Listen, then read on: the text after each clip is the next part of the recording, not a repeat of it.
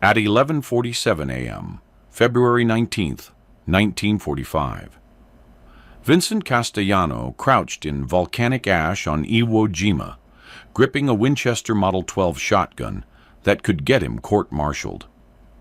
300 yards ahead, Japanese soldiers waited in caves that had already swallowed 18 Marines from his company, 18 good men, dead in 6 days. Eddie McKenna from Boston bled out on black sand while his brothers fired uselessly at shadows. Danny Chen from San Francisco drowned in his own blood from a grenade they never saw coming. Bobby Morrison from Denver took a bullet through the eye trying to clear a cave with the wrong weapon. Bobby had bunked 3 racks down from Vinny aboard the USS Missoula. Every night for 2 weeks, Bobby talked about his girl back in Denver. Her name was Sarah. She worked at her father's hardware store. Bobby was going to marry her when he got home, buy a little house near the mountains, have kids, live quiet. Bobby died at 23 because the M1 Garand, magnificent at 500 yards, was fucking useless at 15 feet in the dark. Vinny checked his shotgun one last time. 6 shells loaded, 74 more in his pack. Each shell held 9 .33 caliber lead balls. At close range, pulling the trigger once was like firing 9 pistols simultaneously. The Marine Corps said shotguns had no place in modern warfare. The Marine Corps hadn't watched Bobby Morrison die. In the next 4 hours, Vinny would kill 62 Japanese soldiers, rewrite how America fights in close quarters, and trigger a diplomatic protest from Tokyo claiming his weapon violated international law. But that wasn't why he was doing this. He was doing it for Bobby, for Eddie, for Danny, for every Marine who'd followed the manual into a cave and never walked out. This is the story of how one man's grief became a doctrine, and how a duck-hunting shotgun from Philadelphia became the most feared weapon in the Pacific Theater. Vincent Michael Castellano learned to kill in 2 places, his father's butcher shop and his uncle's marshland. The shop was on 9th Street in South Philadelphia's Italian Market, wedged between a produce stand and a bakery that made the best sfogliatelle in the city. The smell was sawdust and blood. Vinny started working the counter at 11, breaking down sides of beef, wrapping pork chops, cleaning rabbits that hunters brought down from the pine barrens. His hands learned to work fast with sharp tools in tight spaces. Blood and guts didn't bother him. Death was just a transaction. Animal walks in alive, walks out in packages. But the real education happened on weekends. His Uncle Tony owned 40 acres of marshland along the Delaware Bay, near a town called Fortescue that barely existed on maps. Every autumn, ducks migrated south by the thousands. Every autumn, Vinny hunted them. Not gentlemen's hunting with expensive over-unders and retriever dogs. Working-class hunting. Dawn hunts in freezing water. A Winchester Model 12 pump-action shotgun his father bought him for his 16th birthday. 5 shells in the tube magazine. No misses allowed when ammunition cost money your family didn't have. Uncle Tony taught him the rhythm. Ducks don't give you time to think. They come fast. They scatter fast. You got maybe 6 seconds to drop 3 birds before they're gone. Miss once, you eat beans that week. Vinny didn't miss often. By 17, he could work the Winchester's pump action faster than most men could blink. His hands learned the motion so deeply it bypassed thought. Fire, pump, fire, pump, fire. The shotgun became an extension of his nervous system. Some guys were natural with rifles, needed to aim, needed to breathe right, needed perfect conditions. Vinny just pointed and killed. December 1942, he turned 18. Draft notice came 3 weeks later. His mother cried at the kitchen table. His father said nothing, just gripped Vinny's shoulder hard enough to leave marks. Uncle Tony wrapped the Winchester in oilcloth and said, "War's different than ducks, Vinny. But the gun don't know that." Vinny packed it in his sea bag anyway. Against regulations. Didn't care. He had a feeling. Fort Dix, Camp Lejeune, then the Pacific. They handed him an M1 Garand and called it the finest infantry rifle ever made. Semi-automatic, 8-round en bloc clip. Effective range 500 yards. Every Marine qualified expert with it. Vinny qualified expert too. But the rifle felt wrong in his hands. Too long, too slow between shots, no rhythm. It was a weapon for men who aimed.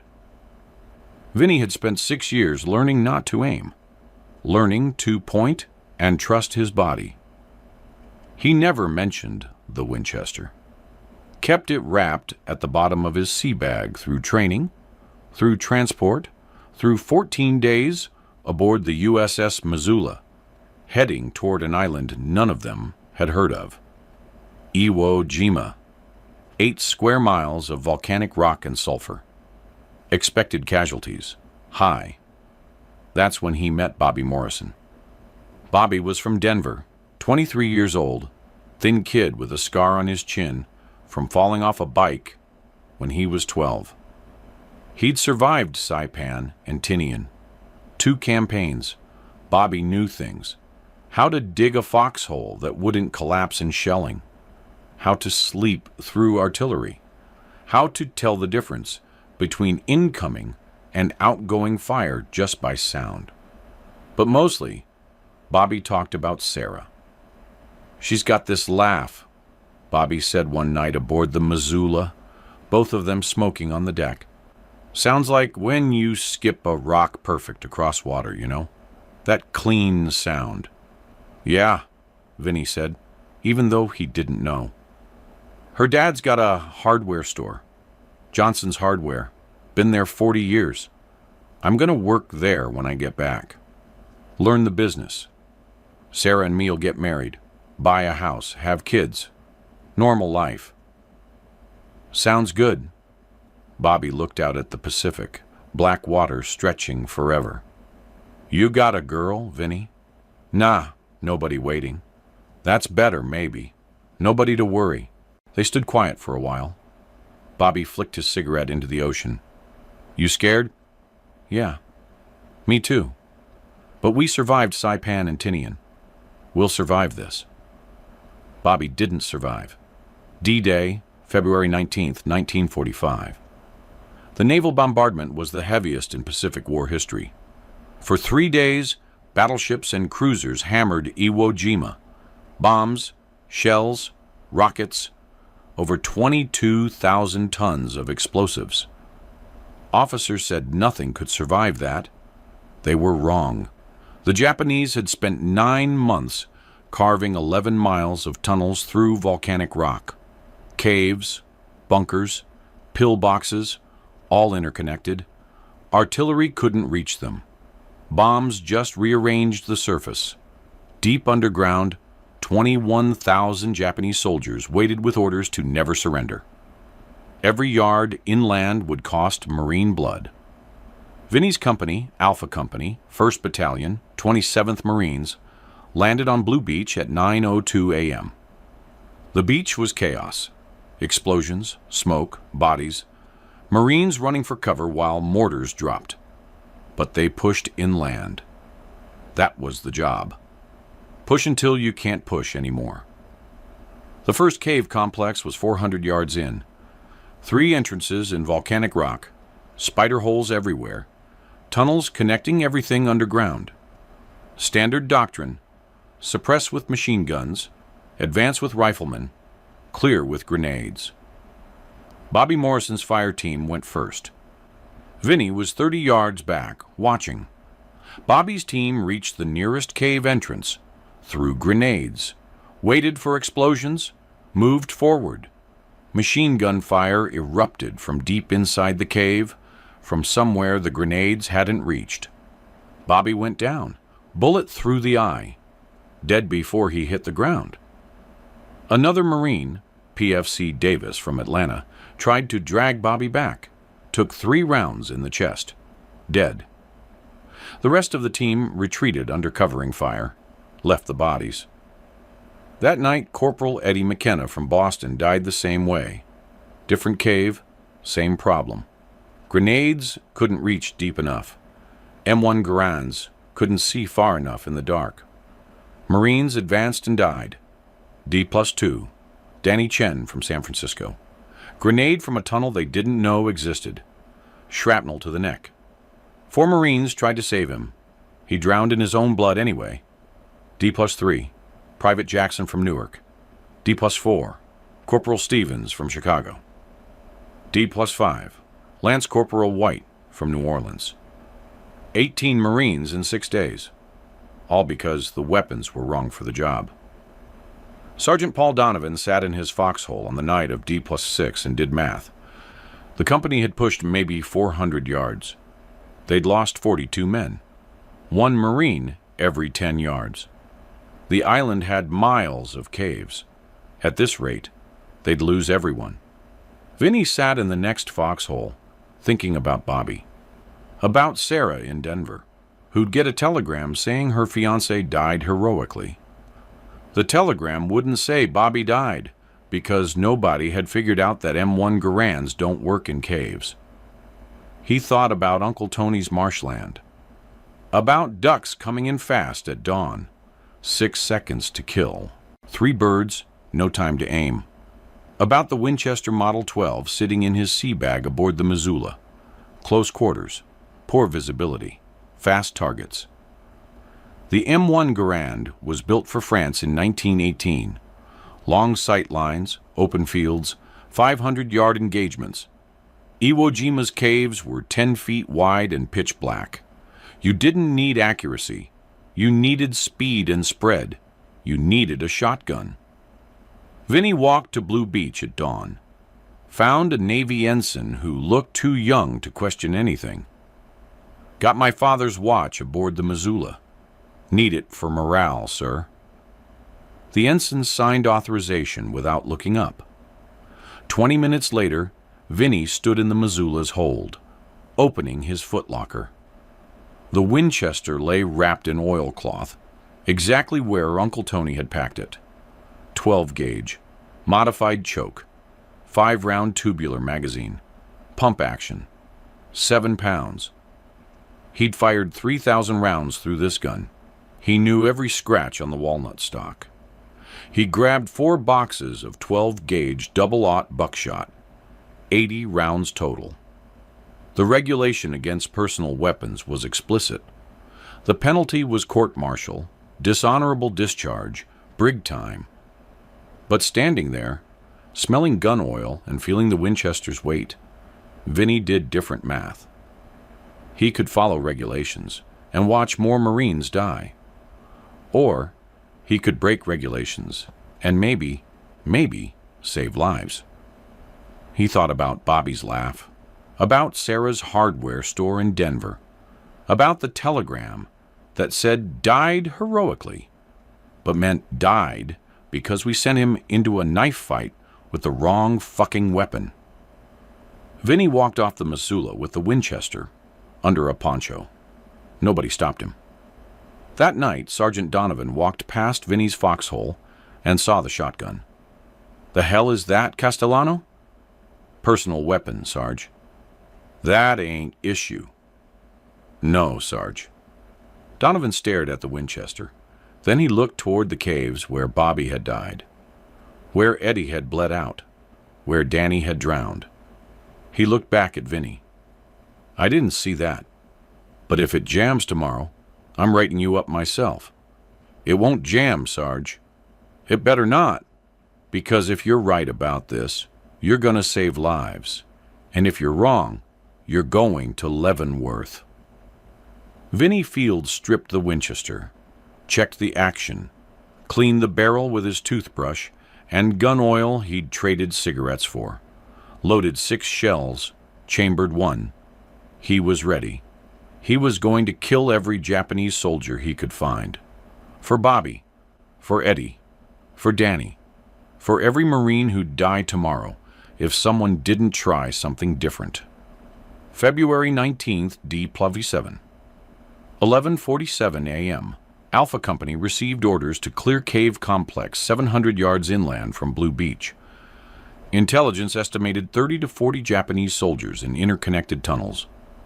Standard doctrine: suppress, advance, clear. Vinnie carried the Winchester openly now. Officers saw it. Nobody said anything. Officers on Iwo Jima learned fast. If something might work, you didn't question it until after the shooting stopped. The cave complex sat in a ridgeline of volcanic rock. 3 visible entrances. Machine gun positions covering approaches. This was standard Iwo Jima terrain. Every yard cost blood. Mortars opened up at 11:55 a.m. Explosions walked across the ridgeline. Then machine guns, tracers ripping into cave mouths, keeping defenders deep inside while Marines advanced. Vinnie's squad moved forward, 100 yards, no return fire yet. At 12:18 p.m., Japanese machine guns erupted from positions nobody had spotted. Private Tommy Rizzo from Newark went down, hit twice in the chest. More fire, more grenades. The whole ridgeline came alive. Sergeant Donovan pointed at the nearest cave entrance, 30 yards away. That one, we clear it. Standard procedure, Private Jackson threw 2 grenades. They bounced into the cave mouth. Explosions, dust and smoke poured out. Jackson and another Marine advanced. 20 feet from the entrance, machine gun fire erupted from deep inside the cave, from where grenades hadn't reached. Jackson took rounds in both legs. The other Marine dragged him back. This was the pattern. This was why Marines died. Vinnie watched from 35 yards away, watched Jackson bleeding, watched the cave mouth that had swallowed 2 grenades and was still sending out fire. He didn't ask permission. He stood up and ran toward the cave. "Castellano!" Donovan shouted. Vinnie didn't stop. He covered 30 yards in seconds.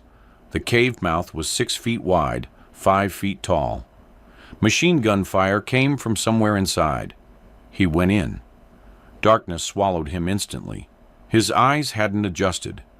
He heard movement to his left, boots on stone, weapon rattling. Vinnie swung the Winchester, fired. The blast lit up the cave interior like lightning. He saw everything in that flash. The Japanese soldier 5 feet away, raising a rifle, face frozen in surprise. The buckshot caught him center mass, 9 lead balls at 5 feet. The soldier went down. Pump, chamber another shell. Keep moving. The tunnel bent right. Voices ahead in Japanese. Sharp, urgent. Vinnie came around the corner fast. 2 soldiers, 10 feet away. One working the machine gun that had killed so many Marines. They looked up. Vinnie fired twice. Pump, fire, pump, fire. Both soldiers dropped. 3 shells gone, 3 down. This was for Bobby. The tunnel opened into a larger chamber. His eyes had adjusted.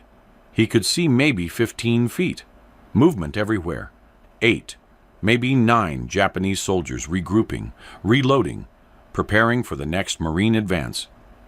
They weren't prepared for one Marine already inside their position. Vinnie worked the Winchester like he'd worked it on the Delaware Bay. Fire, pump, fire, rhythm, muscle memory. The shotgun roared in the confined space, deafening. Muzzle flash strobing like lightning. Japanese soldiers fell. This was for Eddie. He went through 6 shells in 8 seconds. Dropped behind a rock outcropping. Reloaded. His hands moved automatically. 5 shells into the tube, 1 in the chamber. This was for Danny. Up again. The tunnel continued deeper. A Japanese soldier appeared from a side passage, rifle raised. Vinny fired before the man could aim. Pump, next target. This wasn't marksmanship.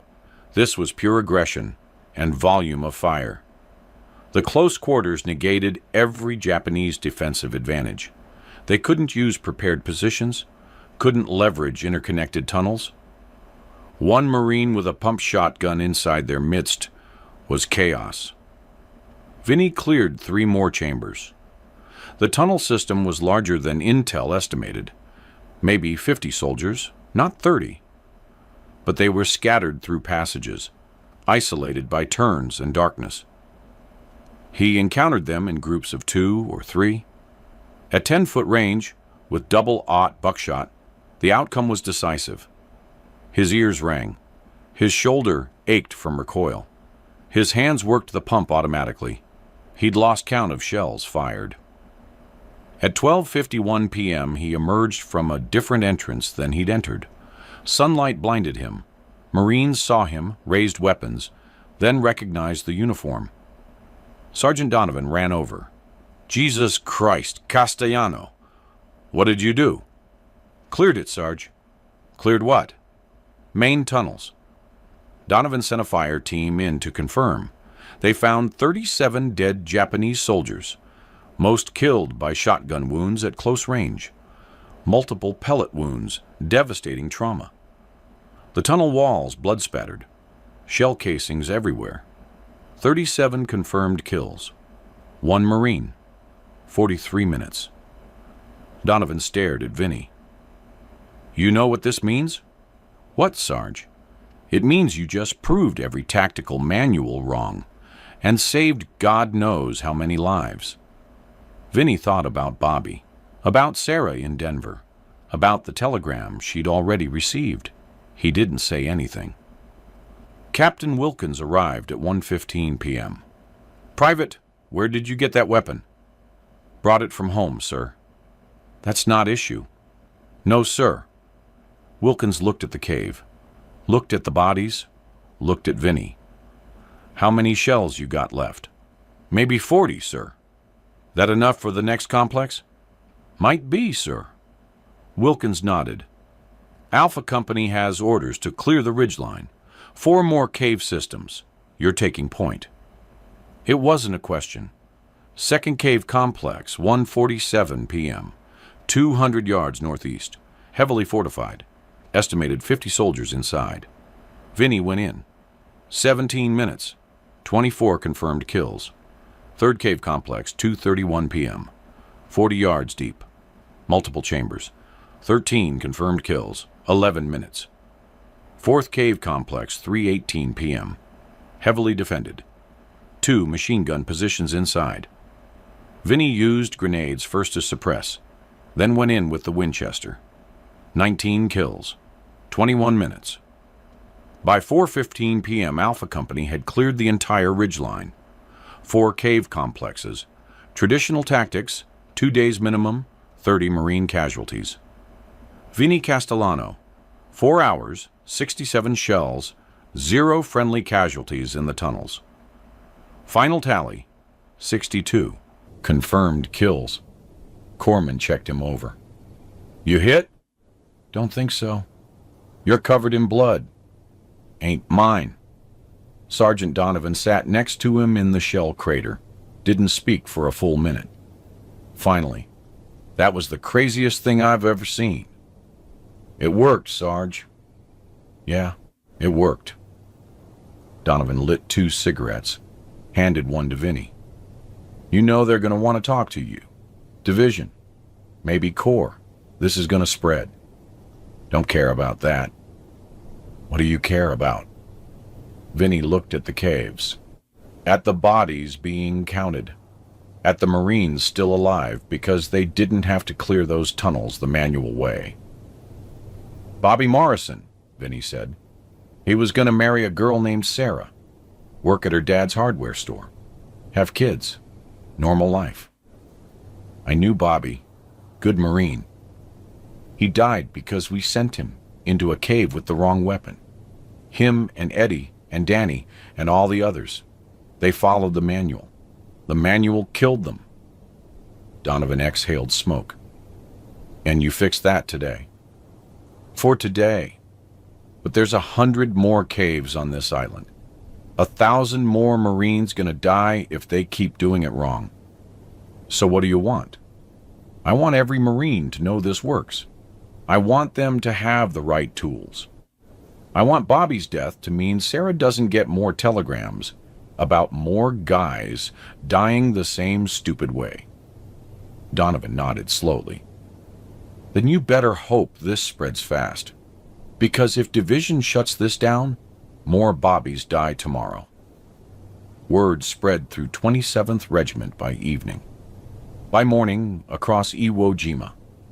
Kid from Philadelphia with a pump shotgun cleared caves by himself. Marines started requesting shotguns. Supply officers got inquiries. Did they have Winchester Model 12s? Any 12-gauge pumps? Answer, no. Shotguns weren't Marine Corps issue. But Marines are creative. Some found shotguns in Navy supply. Some wrote home, asking families to ship them. Within a week, 20 shotguns appeared in frontline units. Lieutenant Mike Harrison from Texas got a Winchester Model 1897. Took it into a cave complex February 24th. 8 confirmed kills. Cleared 2 chambers. Came out alive. That kid was right, Harrison told his platoon. This is the tool for caves. Corporal James Wu from Oregon found a Remington Model 31. Used it February 26th. 12 confirmed kills. Inside 15 feet, Wu said. Nothing touches this. The tactics spread organically. No official doctrine. No training program. Just word of mouth among Marines tired of dying. By March 1st, D+18, shotguns were common enough that Japanese soldiers started reporting them. Radio intercepts. Marines using special close-quarters weapons. Extreme damage. Multiple projectiles. Cannot defend at close range. March 3rd, a recovered Japanese diary. Entry dated March warrant. American Devils have new weapon. Fires many bullets at once. Our soldiers fear it. Close combat, now suicide. The psychological impact mattered as much as the tactical impact. The sound alone, that distinctive boom in tunnel, confines became terrifying. Survivors spread word, don't let them get inside. By mid-March, Japanese doctrine shifted. Instead of waiting inside caves, defenders started collapsing tunnel entrances when they heard shotgun fire. Better to seal themselves in than face that weapon. American intelligence noticed. Fewer casualties clearing caves, faster progress. Before shotguns, 6 hours per cave complex, multiple casualties. After shotguns, 2 hours per complex, minimal casualties. The math was undeniable. Then came the diplomatic protest. March 8, 1945. The Japanese government submitted a formal protest through neutral Switzerland. American forces on Iwo Jima were using shotguns in violation of international law. The Hague Convention supposedly prohibited weapons causing unnecessary suffering. The American response was blunt. Shotguns were legal. They'd been used in World War I. The protest was rejected. But the fact that Japan filed it meant one thing: shotguns were working so well that the enemy wanted them stopped. Lieutenant Colonel Chambers, commanding 3rd Battalion, 25th Marines, wrote in his after-action report, "The introduction of shotguns for cave fighting has proven extremely effective.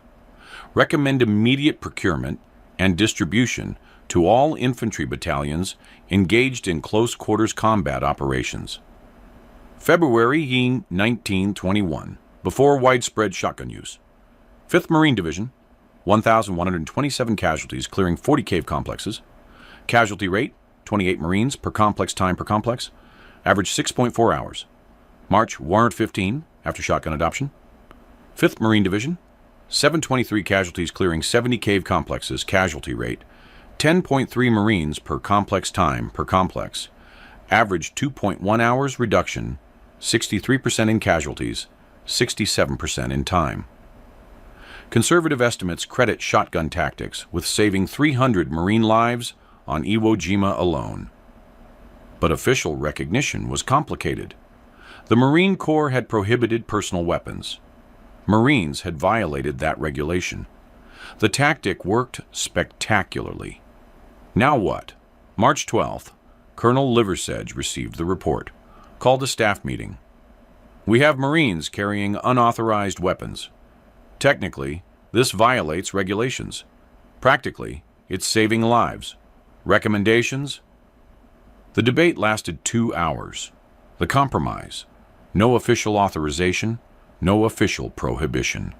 Individual commanders make their own decisions. The Marine Corps would neither endorse nor condemn. This meant Vincent Castellano received no official recognition, no medal, no commendation. Captain Wilkins tried to submit a Bronze Star recommendation. It was returned with a note: cannot award medal for actions involving unauthorized equipment. Vinny didn't care. He'd done it for Bobby, for Eddie, for Danny, for every Marine who'd died because someone followed the manual instead of thinking. The fact that other Marines adopted the tactic, that 300 lives were saved, that was enough. Vincent Castellano survived Iwo Jima. Caught. Shrapnel March 21st from a mortar round. Nothing serious. Spent 2 weeks on a hospital ship. Returned to duty in April. War ended August 15th, 1945. He came home to Philadelphia in October. 9th Street in the Italian market looked exactly the same. His father's butcher shop, the produce stand, the bakery. Nothing had changed. Everything had changed. Vinny went back to work behind the counter, breaking down sides of beef, wrapping pork chops. The Winchester Model 12 went back in the closet. He married Angela Moretti in 1947, a neighborhood girl who'd worked in a parachute factory during the war. They had 3 children, Vincent Jr., Marie, and Anthony. Vinny took over the butcher shop when his father retired in 1959. Every Saturday morning, up at 4 a.m., prep the cases, open at 6 a.m. Same routine for 34 years. He never talked about the war. Customers asked sometimes. Veterans Day, Memorial Day. You serve, Vinny? Yeah, Pacific. See action? Some. That was it. No stories about caves. No mention of 62 kills. No explanation of how he'd changed tactics. Just some. His children asked once. Teenage curiosity over dinner. What did you do in the war, Pop? I was a Marine. Iwo Jima. Did you fight? Yeah. Did you kill people? Vinny put down his fork, looked at his son, 14 years old, concerned about algebra tests and girls and normal things. War's not like the movies, Vinny said finally. People die. Sometimes you're the one who makes that happen. You don't talk about it because talking doesn't change it. You just try to live decent after. But were you scared? Vinny thought about Bobby Morrison's face in the cave entrance, about Eddie McKenna bleeding out, about Danny Chin drowning in his own blood. Every day, Vinny said, now eat your dinner. That was all he'd say. He died January 17th, 1993. Heart attack, 70 years old. He was in the shop, cutting meat for Mrs. DiNardo, a customer he'd known 40 years. Collapsed behind the counter. Paramedics said he was probably dead before he hit the floor. The obituary in the Philadelphia Inquirer was 3 paragraphs.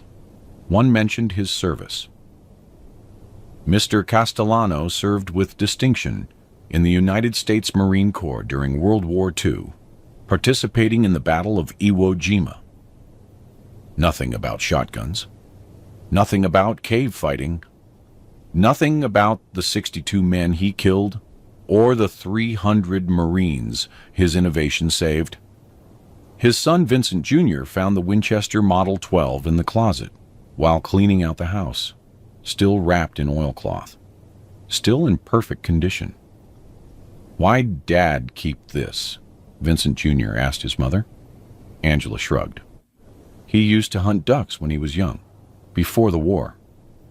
"Did he ever use it after he came back?" "No, he never hunted again. Never even took it out of the closet as far as I know." Vincent Jr. almost donated it to Goodwill. Something stopped him. He called the Marine Corps Museum at Quantico instead. By 1946, the Marine Corps officially adopted shotguns for close-quarters combat. Winchester Model 12 and Remington Model 31 became standard issue. Korea, 1950-53. Marines used shotguns extensively in urban combat at Seoul and Incheon. The lessons from Iwo Jima applied directly. Vietnam, 1965-75. Shotguns became standard for tunnel rats clearing Viet Cong complexes. The tactic Vinnie pioneered became doctrine. Modern era. Every Marine infantry battalion has shotguns in inventory. Close quarters battle training includes shotgun tactics. Urban warfare doctrine specifically addresses shotgun employment. In 2008, a Marine historian named Dr. Jennifer Wade researched Iwo Jima tactics, found references to unauthorized personal weapons and shotgun effectiveness. She dug deeper, found Sergeant Donovan's personal diary, donated to the Marine Corps Historical Center after his death in 1987. Donovan's entry, February 19, 1945. "Castellano went into that cave alone with his pump shotgun. I thought he was dead. He came out 40 minutes later with 37 kills. Changed everything. Nobody will believe this happened." Wade tracked down Vinnie's service record. Found Wilkins' rejected Bronze Star recommendation. Found the Japanese diplomatic protest. Found the casualty statistics. The numbers matched. The story was real. She tried to find Vincent Castellano. Discovered he'd died 15 years earlier. Never told his story publicly. Never sought recognition. Just went back to Philadelphia and cut meat for 47 years. Wade published her research in 2009. Marine officers read it. Within a year, it was part of small unit leadership training at Quantico. The case study: how one Marine's initiative and willingness to break regulations saved hundreds of lives and changed doctrine. Conservative military historians estimate the shotgun tactic pioneered on Iwo Jima saved approximately 2,400 American lives across 3 wars. Vincent Castellano never knew any of this. Never knew his name was taught at Quantico. Never knew historians credited him with doctrinal innovation. Never knew he'd saved thousands of lives across 50 years. He just knew that on February 19, 1945, his brothers were dying in caves, and he had a tool that might help. So he used it. For Bobby, for Eddie, for Danny, for every Marine who didn't have to die the way they did. That's how real innovation happens in war. Not through committee decisions in air-conditioned offices. Not through years of research and development. Not through official doctrine revisions.